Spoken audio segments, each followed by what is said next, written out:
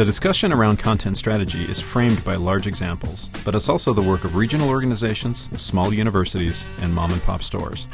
How do we adapt the big concepts of content strategy to work within the constraints of a small organization?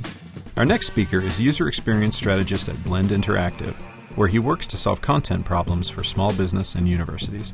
Please welcome Corey Vilhauer.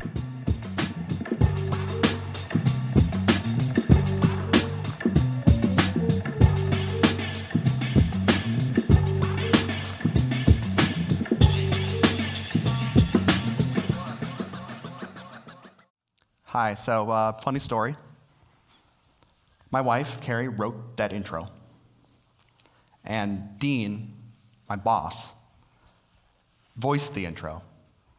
And so I feel pretty lucky that there wasn't anything horrible in it. Like, well, if you like fart jokes, you're going to love our next speaker, Corey Vilhauer. Anyway, yes, hi, I am Corey Vilhauer. I am a user experience strategist at Blend Interactive. The position I'm in, we're a smaller organization, and so we don't necessarily have the budget to hire somebody to fill every single possible position. So I do a little bit of content strategy. I do a little bit of information architecture. I work on site QA. I work on web copy. I used to be the guy who bought beer. These are the things that I do because we all have to sort of wear a lot of different hats when we work within a small organization. And I'm going to talk today about how we can take big concepts like content strategy and boil them down into smaller, manageable tasks so it doesn't seem so incredibly overwhelming when we look at it with our two-person marketing staff or a very small budget. I'm excited to be here because I really like talking about methodology. It's a really dumb thing to like talking about, but I think it's incredibly interesting that so many of us have very similar goals, but we can all go at those goals from so many different angles. And I'm also excited to be up here because it's fun to share the stage with some fantastic people.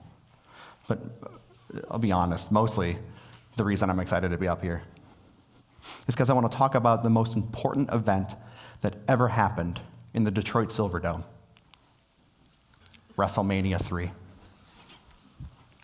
92,000 people filled the Detroit Silverdome that day. It was a record for a sports event. And it wasn't broken until 2010 when the NBA All-Star Game showed up at Texas Stadium. And while, sure, people were there to see what was a 12-match lineup, nobody really cared much about the Can-Am connection, and nobody cared about Lord Littlebrook. Nobody cared about the honky-tonk man. People were there to see one match. Hulk Hogan versus Andre the Giant. This was the 80s, and we were obsessed with size. And these guys were big. They stole headlines. They pulled people in. Children saw larger-than-life giants. Adults suspended their belief long enough to actually wonder whether or not Hulk Hogan, the champion, could body slam Andre the Giant. Spoiler alert, he did. This was as big as it would get. But this isn't about Andre the Giant. This isn't about Hulk Hogan. This is about a match that happened a little bit further up the card between two people that had nowhere near the size of Andre and Hogan. This is about Ricky Steamboat versus the Macho Man Randy Savage. Ricky Steamboat and Randy Savage were small compared to the rest of the wrestlers. They could not get over on size alone. So they used their smallness as an advantage. They were faster, they were more athletic. At the end of the day, while Andre versus Hogan got all the headlines, Savage versus Steamboat stole the show. This is the match that people still talk about. So your speaker is on stage talking about wrestling. Now what? Well, there's a moral to this. Being small doesn't have to be a disadvantage.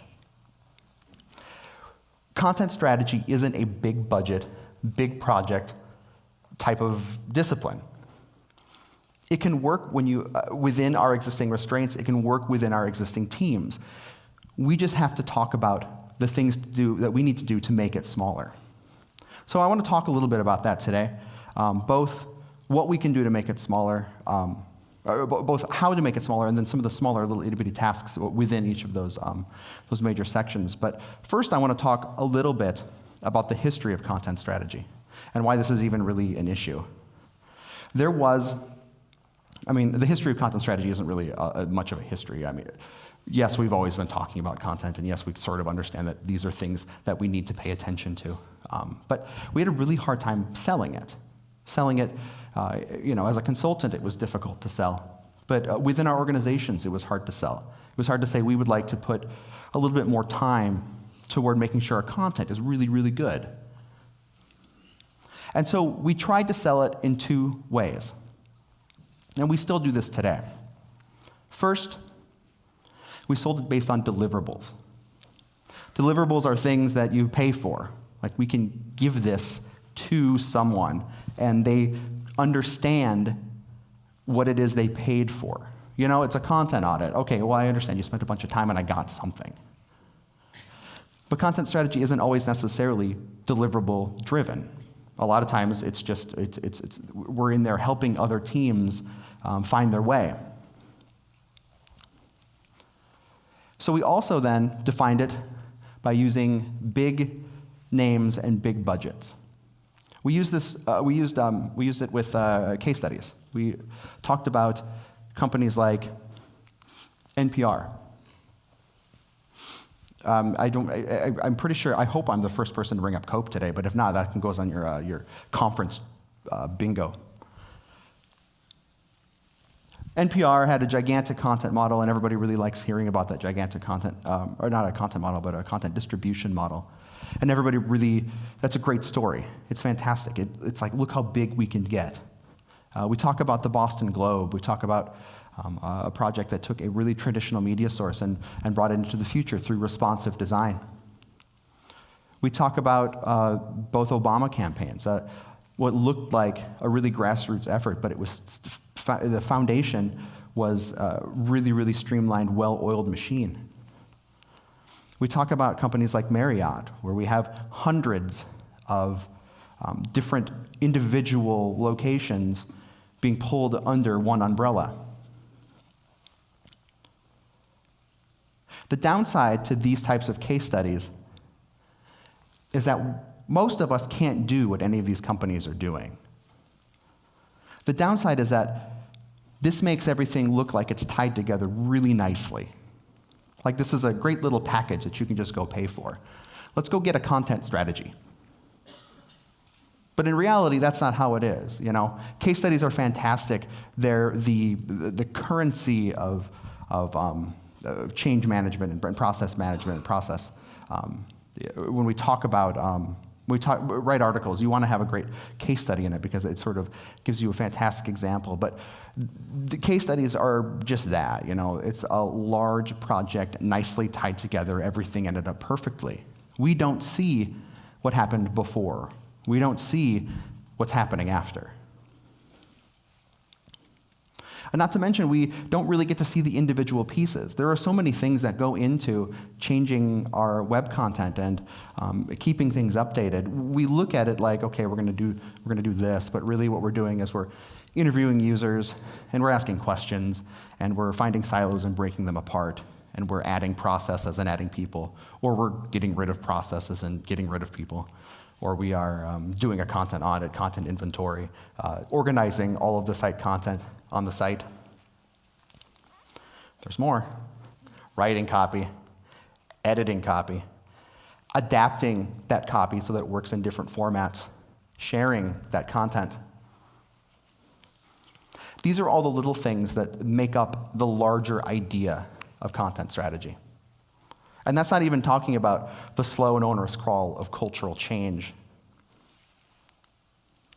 So it helps to remember that when we hear these stories, these big stories, that it isn't a thing. That case study doesn't represent what content strategy is. What it actually is it's a larger process. And processes are nice because we can actually fit those in within what we're already doing. It isn't something that we have to block off time for. It's something that should become a part of what we do. There is no universal content strategy methodology.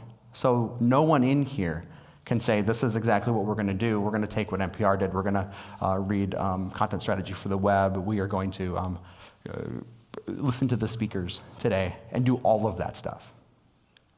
Because that's not going to fit in with our culture. It's not going to fit in with our organization. We may have to go smaller. We may have to leave things out. So what's stopping us from doing that? What's stopping us from saying, let's just go do some great things? Let's do everything we possibly can. I mean, if we dream big, we're going to be able to do everything, right? No. This dog is stopping us. This dog represents the universal limiting factor of every project, and that's budget. I don't like this dog. You guys don't like this dog, right? We don't like this dog. This dog bites at our heels. This dog pees on our carpet. This dog is a general nuisance. But it's there because we got it as a gift, and we can't get rid of it because it holds some sort of sentimental value. And let's be honest, at this point, budget is a size-agnostic issue. I mean, larger companies work with this. Larger companies have budgets that they have to work within. They have a bigger budget, and so they can do more. And when we talk about budget, we don't just talk about money. I mean, that's a big part of it. We talk about money, obviously. How much money do we have to spend on this content strategy thing? How much money do we have to spend on making something change, making something happen? But we're also talking about time. How much time do we have? In fact, I talked to somebody last night who said, we have a budget. We have the money to pay for this. We just don't have the time to do it. We're also talking about attention. We're talking about priority. Where does this fit in the grand scheme of things that we have to do for our website? Where does content strategy fit? How many people have seen these square watermelons? So this is how you make a square watermelon. You take a small watermelon, about this big, and then you put it inside a plastic box. And then the watermelon grows and grows like it's supposed to, like watermelons do. And then eventually it gets to a point where it's touching the sides. And at that point, we would have to start making a decision. Is this as big as I'm going to get? Or am I going to change what I am, a round watermelon, and give up that dream to get a little bit bigger and become a cubed watermelon? That's what we do as a small business, with nonprofit organizations. Okay. Here we go. That's what we do within nonprofit organizations. Every time we make a change, we have to account for that change someplace else. Every time we have some level of success, we have to look at that success and determine, is this going to adapt? Can we adapt to this? Do we continue doing this, or do we move on and just say, okay, we won that one, but we're focused on this anymore? We're constantly changing priorities. We're constantly looking for ways that we can sort of scrimp and save.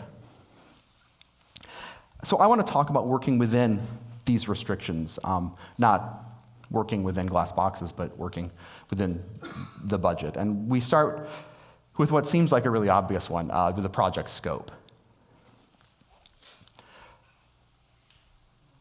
We want to manage expectations through a manageable scope. The first question I usually get when we run into a new project is, what exactly will we be doing as part of this? And the reason I'm asked that is because when people look at what content strategy is, or when they're actually working just with any sort of content on the web, they have an idea. They have read some of those books. They've seen some of the speakers today. They have read those case studies, and they're like, well, how are you going to do all of that content stuff within a much smaller budget? We're only giving you this much. How are you going to be able to do all this? And so what we remind them is that we don't necessarily have to do all of the things. You're not doing content strategy wrong if you're not doing every single thing you hear. This is a very small list of all the things you could possibly do. This list is probably, it could be hundreds long, but it was too hard to type all that. But when we look at this is like, okay, this may be what you think of as a content strategy. But to a university that's looking to write some new case studies, write some testimonials, and focus on a little small project in between the course catalog going out and graduation, this may be all you need. This may be the scope.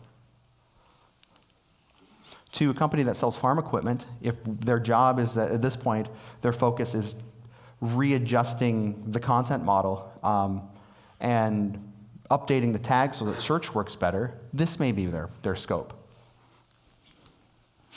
For a nonprofit that's starting a brand new website, this may be the scope. There's this idea that current scope has to be future scope, that what we're doing now, we have to be doing everything right now that we're possibly planning on in the future. And really, that doesn't work. We don't have time to do everything at once. And we have to go away from the idea that there is a time frame for our website, that there is an idea of project scope. Because there isn't. On a website, you can do whatever it is you actually want to do. You can keep working on it forever. The time frame is never going to end. You're never going to stop working on your website. You're never going to say, okay, we're done. I think we got it. We got our website. Everything's done. Let's just take a break and go work on something else for a few years. The process will be around forever and ever and ever until the sun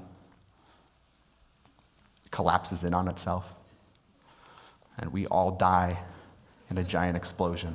That's when we can finally stop. This is the point in which our website is finished. I mean, think of it just in real terms, in terms that don't include exploding suns. When we talk about marketing, we don't talk about, marketing is done now. We're done marketing. We've got marketing taken care of. We're just going to keep going. Scope is done. We've reached the timeline on how much marketing we can do. Or sales. We never say, our sales process is, probably going to be like this long, and we're going to try to do everything in there, and then we're done after that. We're going to push everything into this little box, and we'll be done with sales. We'll just go take a vacation. We have to move past the idea of perfection. Because on the web, there is really no such thing as perfection. We just have to start working on things today. This is from a book by Kenneth Bowles and James Box, Undercover User Experience Design. It's a fantastic book. It focuses on how to do great design within the restrictions of a small business. And they say good design today is better than great design tomorrow. There's no such thing as perfection in design, particularly in a medium as fluid as the web. So waiting until we have all the budget or waiting until we have all the time isn't really going to work. We just have to kind of start doing stuff. We can have a timeline. We can say these are the things we want to get done. We can group things into scopes. But the idea that we're going to be finished at some point and we have to try to fit everything at once, that's really not realistic. We have to start thinking about what our minimal viable product is for content strategy. What is our minimum viable strategy? I put the slide in, and you understand how hard it is to say minimum viable strategy. Let's all together try to say this. Minimum viable strategy. Okay, thank you. That didn't help me at all, but it's good to hear you guys. When we make suggestions at work, the clients come to us and they say, what is it that we need to do to make everything fantastic, to make everything perfect? And I'll usually give them two answers. I'll give them the answer that they want to hear, which is, here's everything that you need to do, and everything is going to be fixed. And then I give them the real answer. Here's everything that you can do, and this is what you have resources to handle. So when we come in and say, what I want is a really highly customized site. I want us to be able to give a personalized message to everyone who shows up. And we don't want them to log in. We want it to be based on their location and which site they came from. And we want to be able to group them into different packages. I say that's great. Do you have somebody who can do that? Do you have somebody who can spend time in the content management system actually putting all those different attributes together into groups? If you have a 2-person marketing team, you don't have the people to do that. Can we import and migrate hundreds of years worth of PDFs into HTML? By the way, this launches in 3 months. Probably not. Probably not.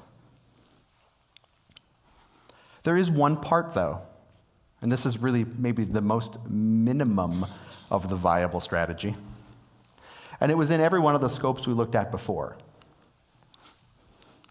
And that's research. Interviews, research, discovery. We can't skip the research part of this.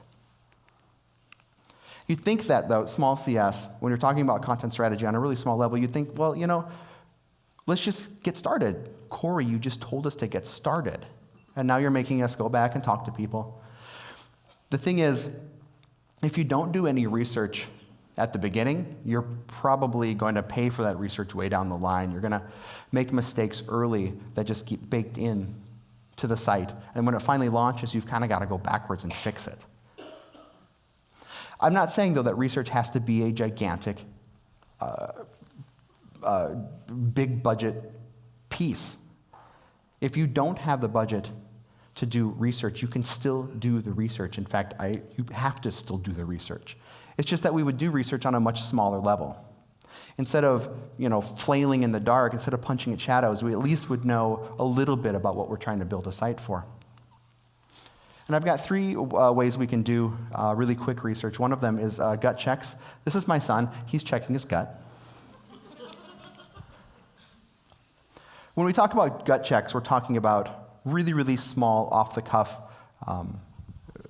pieces of research. This actually comes from design, and it's the idea that we don't necessarily have to research every individual piece of something. Sometimes we have a gut feeling, and that gut feeling can be okay.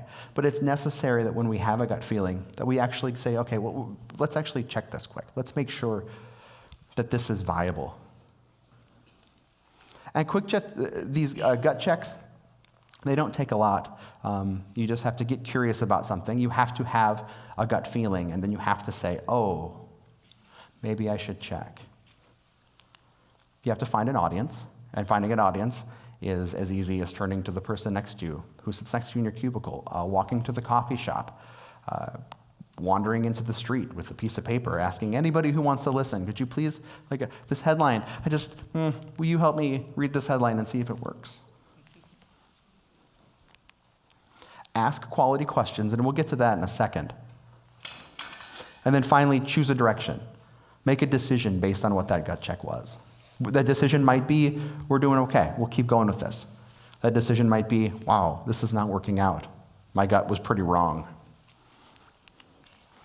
When we talk about gut checks, these are small pieces of research, so we have to be very concise and focused in the questions that we ask.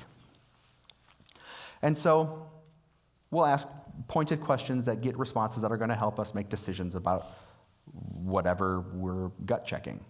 Given this headline or given this wireframe sketch, what is your first impression? Is this clear enough? What do you think is the intended action? What would your next step be if you saw this?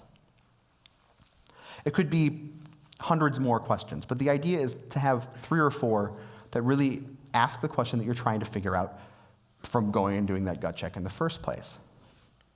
And maybe you'll ask a few questions and realize the answers you get will help you understand the questions that you need to ask at a later on point. The idea of these gut checks is to get a little bit of direction. We're not going to change our entire process because of one gut check, unless it was a hell of a gut check. But we're going to lead, this is going to help us point us a little bit in a better direction. It's going to help us understand what questions we should be asking. It's going to help us understand maybe a few things down the line that we don't need to be worrying about. It's going to help us prioritize things a little bit better. The second way we can do research on a smaller budget or within a smaller team is to to use existing research. Unless we're in a brand new industry that no one's heard of, chances are there's probably existing research out there, whether it is through a case study, whether or not it's through a journal. And we can use that existing research to a point. We might as well, it's out there. I mean, somebody has already done some of that work for us. We might as well at least use some of the findings from that. But guess what? I'll wait.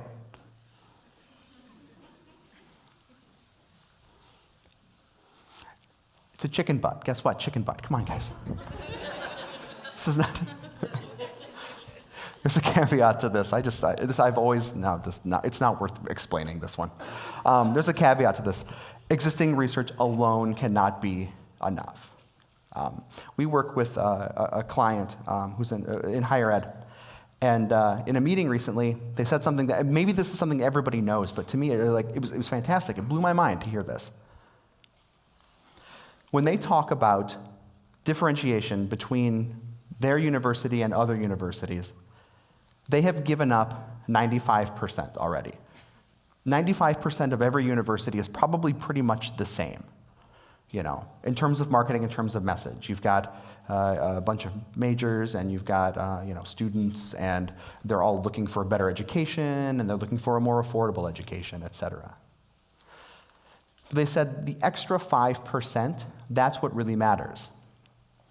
That's what differentiates you from the other competing universities, or for anyone else in your field, your competitors, your contemporaries. What separates you is maybe only about 5%. And with existing research, all we're getting is that first 95%. We're not getting anything personal beyond that. For that, we still need to rely not just on gut checks, but on face-to-face interactions with users, talking to audiences, and better understanding what makes them that little bit different from everybody else in that existing research.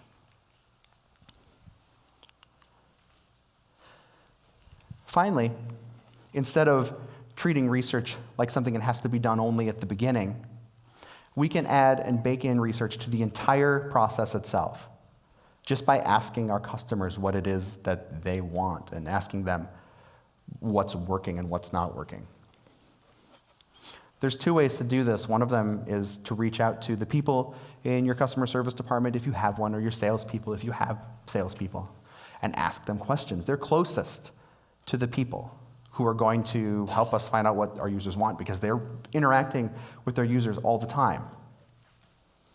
The best web projects I've ever worked on are projects where I'm working not only with somebody in marketing, but they also handle the sales part of things.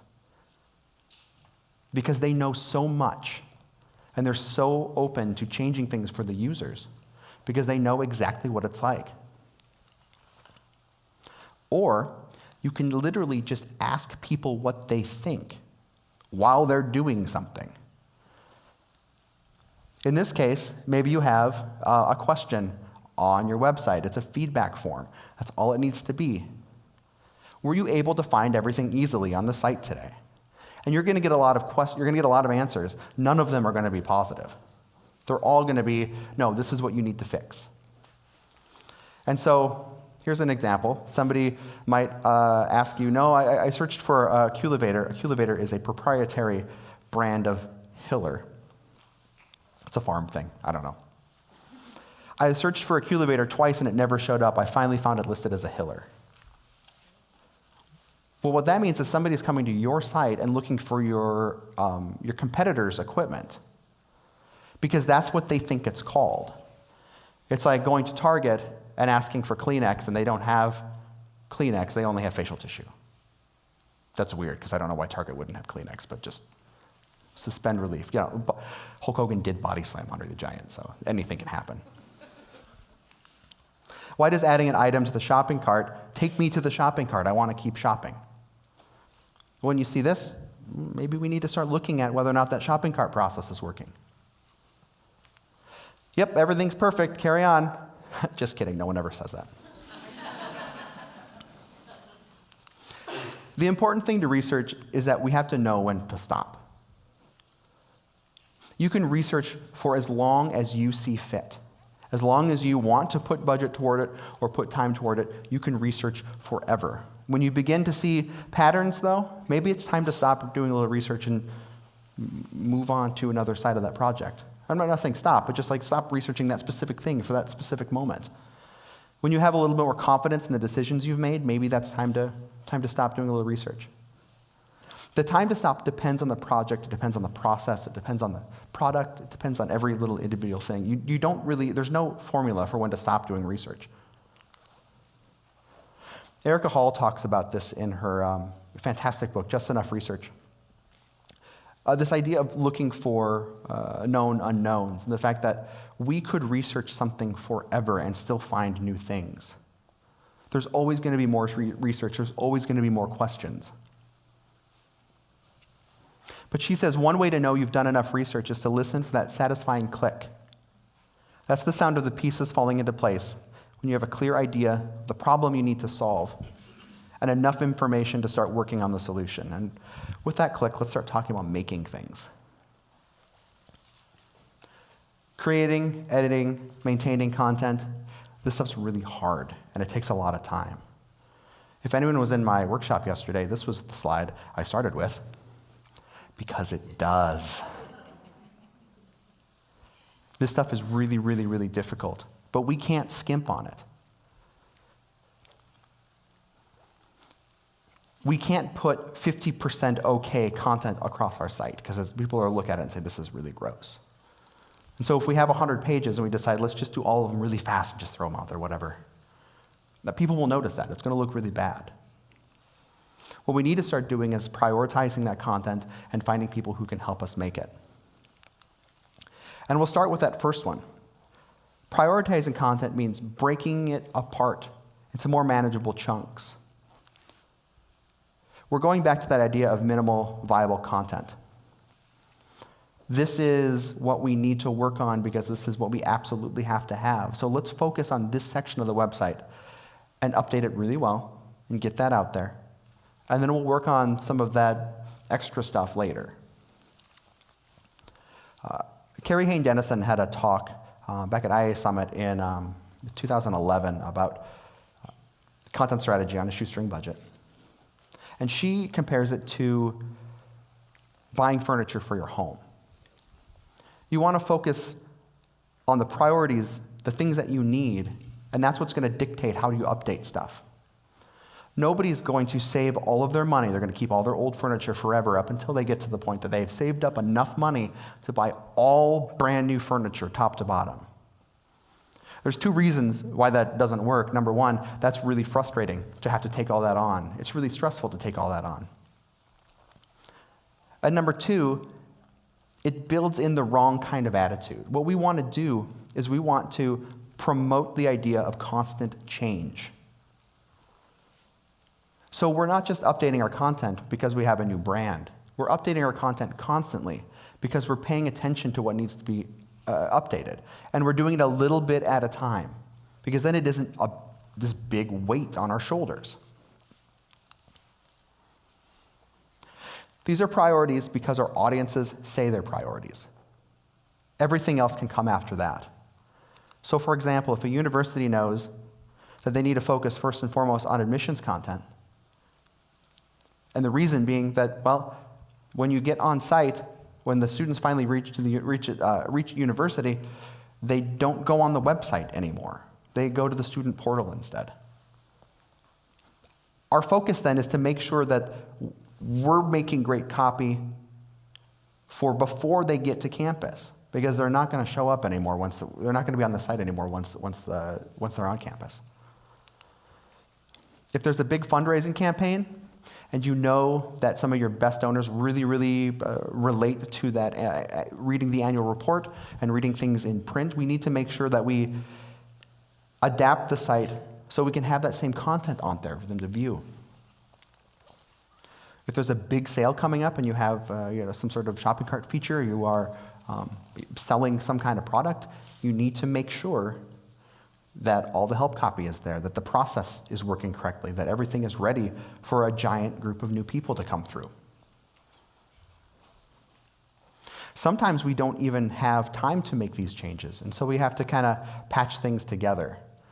In the case of this fundraising campaign, one of the key sources, maybe the annual report, we don't have time to get that up on the website, so we actually just have to upload the PDF.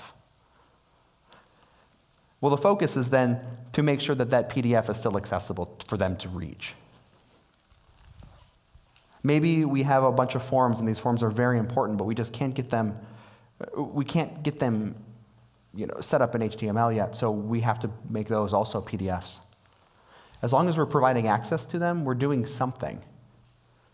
I mean, we see this with organizations that need a mobile site, but they don't have the time or budget to go all the way out and redesign their entire site to be responsive.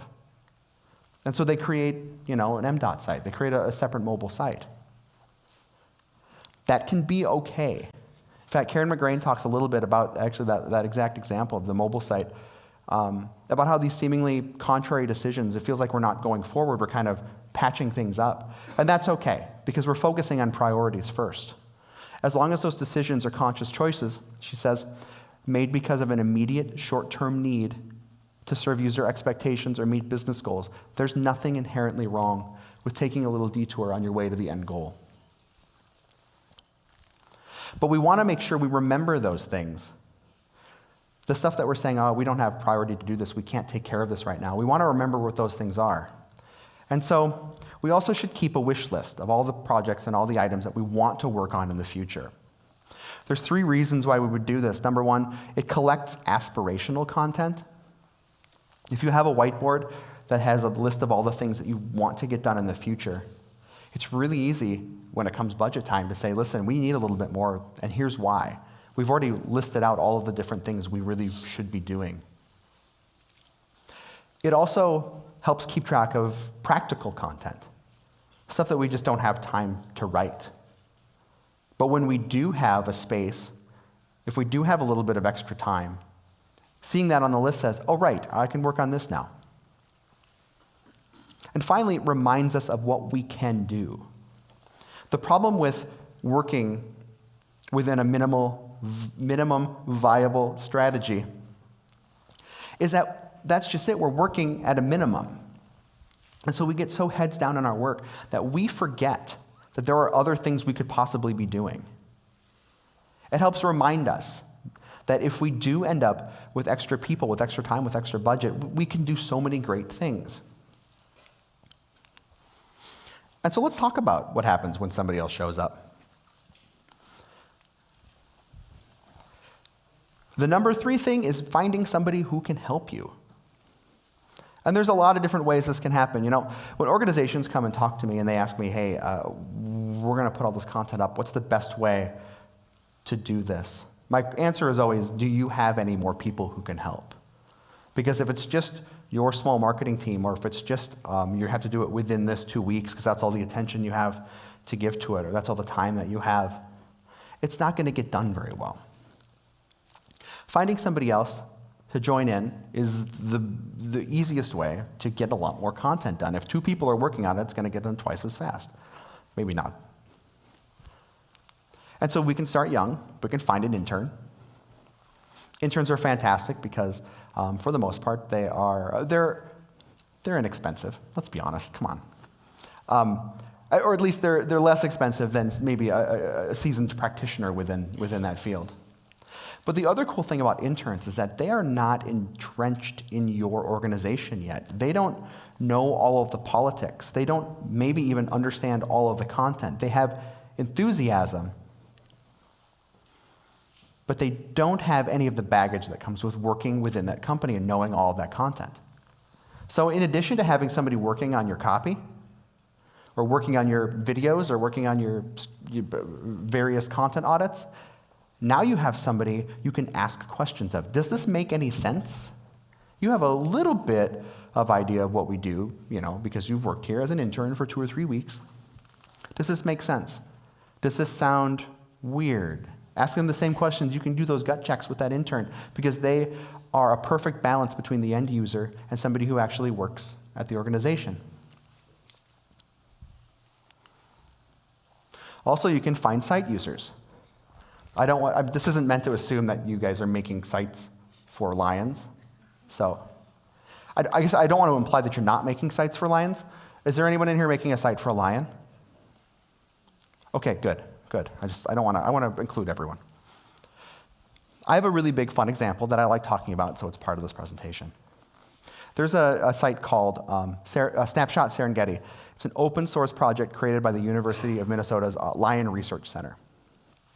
And here's how you study lions. Here's how you used to study lions. You would drive a Jeep into the Serengeti, and then you'd hang out there for like 4 days. And you'd wait to hear for a lion to roar. And if you heard a lion roar, then you drove over to where that lion is. And then, you'd do science. And then you follow him around for a bit, but you really can't follow him around too much because it's a lion. And then what happened is they came up with, in the 1980s, they discovered we can use radio collars to actually put on the lions. And then you can just follow the lion wherever they are. And that cut down the amount of time they were spending in the field, and it improved the amount of data they were getting. And then they thought, what if we put a radio collar on everything? And then somebody said, no, you can't. Those are expensive. You know that, right? They're like, oh, okay. But here's a bunch of cameras. So what they did is they set up a bunch of motion-activated cameras throughout the Serengeti. And they sat back and they waited for the pictures to roll in. And they did. Millions and millions of photos rolled in. And how do you classify millions and millions of photos? You don't. You turn it into a game and you let millions of people do it for you. Snapshot Serengeti, given a set of parameters, you look at photos of animals in the Serengeti and you say, well, there's 2 wildebeests, and there's one of those weird birds, and there's also a lion. You say what they're doing. They give you an entire graph over here that says, pattern. You can sort it by color. If you're not sure what it is, is this a cheetah or is this an emu? I can't tell. And what ended up happening is they ended up getting all of this data, not only the tags that were put on them, but the location data from the cameras and the time that the time that the photos were taken. And now they have an incredibly rich amount of data where they can see actual migration patterns. Now, I'm not saying that anyone in here is going to go study lions, but this can be done on a smaller scale as well. We work with an organization that sort of is the keeper for everything information related to the Bonanza Beechcraft airplane. They have decades and decades and decades of magazines, mechanics guides, operating guides, things like this. And they are going to put it all on the site, and they want it to be really searchable. And none of it has any data attached to it yet. So our suggestion was to come up with put together just a little bookmarklet. So if you're on a page, you can say, yes, this is for the A37, and this one is a front propeller, and this one has wings. I don't know. And then ask all of their users to actually do this, and they're going to, because these are people who really enjoy airplanes. They are part of a very select group. They're members of an exclusive club. They love the idea of going through all these airplanes and saying, of course, I'm going to play with this content. And if you want to give them something in return, just give them a free membership or invite them to, the next time there's a conference, invite them out to dinner. Make it seem like a really special thing. And you're going to get all sorts of data taken care of. Or you can just find other people within your departments. Like, get this work pushed off on someone else. 10 people working on 100 pieces of content is going to take a lot less time than one person working on it. And especially if we're working with department-specific content, it's maybe almost better if somebody from the sales department is writing some of that sales stuff. The issue with this, though, is that when you start spreading content all over the place, it starts to go everywhere, and you no longer have control over it. So that's when we have to start talking about governance and who's going to really own this, and how are we going to maintain this content in a way that makes sense for our users, because we now have 10 authors instead of 1. And a lot of times that sounds like, well, you have one person who's in charge, and they're an editor, and they're going to lay the smack down on all of these things. And they're going to make sure that all of it reads perfectly. But that's a lot of work. But one person can't do that. So you also have to take that idea of governance and spread that out over numerous people. Effective governance, it's a democracy. There are a lot of people working together on this. It isn't one person saying, make these changes. It's not a dictatorship. If we get everybody involved, it's no longer a big project. And then that one person sort of takes on and cries over at night. And so let's talk about the fourth thing we can do when we're talking about making and editing content. And that's the rolling audit. I could not for the life of me find a slide that related to rolling for some reason. And so these are cinnamon rolls. And now I'm really hungry. Thankfully, some attention is better than no attention. We don't necessarily have to audit everything all at once. We can just do some of it. And the idea of a rolling audit is that instead of taking a content audit and saying, all right, we're doing this now and we're going to do all of it and it's going to be awesome and we're never going to return to it, a rolling audit makes it sort of a lifelong process. It bakes it into your existing processes. So for an example, we use a university as an example because they have lots of content. Let's say we have a team and they're working with these 5 sections of the site: academics, admissions, campus life, majors, and alumni. First of all, the first thing we want to do with this rolling audit is figure out what it is if we even need to audit all this stuff. And thankfully, we do know that the majors, they get fed in through the same system that the course catalog is built in. So we're getting that content pulled in through an API, and so we don't really have to worry about the content on that because it's being held by someone else. So we'll just cross that off the list. We're not worrying about this anymore. Then, because a content audit can take an awful long time, and like we mentioned before, university work is broken up into so many pieces. It's all hands on deck for graduation. It's all hands on deck for when the course catalog comes out. It's all hands on deck for registration time. And so you can't just dedicate 3 months to it because it's going to be broken up a bunch of times in there. So we'll break this down into smaller pieces. We will, for 2015, we're going to focus just on the academic section this April, and we're going to focus on the admissions in June, and we're going to focus on campus life in September, alumni in November, during the times when maybe we don't have a lot of stuff going on. And we're not even going to go all the way deep. We're not going to do a completely full content audit because we want to make this something that doesn't have to take up a bunch of time in addition to everybody else's work. And so for the first round, we're going to focus on getting URL, title, basic content inventory, and then also what updates do we need to make? Are there any major errors on the site? Then the next year, we'll focus on something different. We'll go through that content again, April, June, September, November, except this time we're going to focus on, does this content match our future strategic plan? Does this match the initiatives that we have?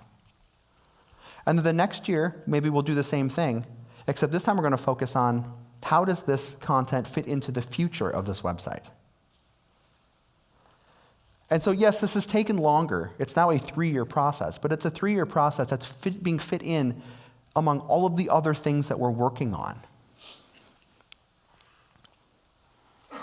And then we can even take that a little bit further. We can start breaking this up into having other people take care of this. So you have one group that's going to take care of academics, one person that's going to take care of admissions, and then maybe one person takes care of campus life and alumni. And so now, really, you're only focusing on one section of the site once a year. That's manageable for a team of 2 or 3 people. There are hundreds of things that you can do with your website if you break things down. Those big examples, NPR, Boston Globe, Marriott, these are awesome examples for understanding the complexity in content strategy. They're fantastic for seeing how big things can get. But we can make things smaller as well. And we can do this. I want to be really clear. I know somebody who works with the Marriott account. They have the same internal issues that any small business does. Everybody has some sort of content issue that makes it seem like it's really hard to get stuff done. We all have that. The big companies, the small companies, large universities, small universities, nonprofits, for-profit. Do you guys want to talk about wrestling again? Awesome. If you're a well-adjusted human being, you have no idea what happened to Ricky the Dragon Steamboat. But I'll tell you, Ricky the Dragon Steamboat won the Intercontinental title that night. He then went on to switch organizations, and he beat one of the most influential wrestlers of all time, Ric Flair, for the world title. Macho Man Randy Savage lost the belt that night, but he came back pretty strong. The next year, he won a tournament to become the world champion at WrestleMania 4. And then, as fate would have it, and nobody saw this coming because you can't plan these things. At WrestleMania 5, he actually ended up facing Hulk Hogan for the world title and became one of the best bad guys in the business. What's more, tastes changed. Champions became smaller. We realized that it doesn't just take just a big person to become a champion. In fact, after a while, that got to be really boring. So 9 years after WrestleMania 3, two guys named Bret Hart, Shawn Michaels, who combined weighed less than Andre the Giant, fought in a 1-hour Iron Man match for the world title. 10 years later, a 5-foot-something luchador named Rey Mysterio Jr. won the world title at WrestleMania 22. Followed by a smaller, even weirder-looking person winning the title at WrestleMania 30. These athletes all have one thing in common. They used what they had to do something fantastic. They ignored their weight class. Which brings us back to the beginning. Being small doesn't have to be a disadvantage. You know, smaller teams, let me start over. As teams better understand how technology works, they become more likely to start using technology. They're using that technology, using those processes. Smaller teams, they don't have the weight of a giant organization to try to shift in one direction. They can move nimbly. They can work a lot smarter. You know, being small also makes us sharper. We know what it means when we're down on chips. It means that we don't have any more room to wiggle. And so we start making better decisions. We start working smarter. We know that this is something we need to do, and we sort of need to do it right. We need to make the right decisions. We don't have time to waste. Small teams and small businesses and small organizations may not have purchasing power, but they have agility, and they can build momentum. They don't need to swing entrenched company culture. They can just do things. And that's really freeing, and that's what makes the web such a fantastic place. There are right answers, and there are wrong answers, but regardless, there are a lot of answers. And we can find the answers that we need to try to make change within our organization. So now let's go make some change, no matter how small that change might be. Thank you.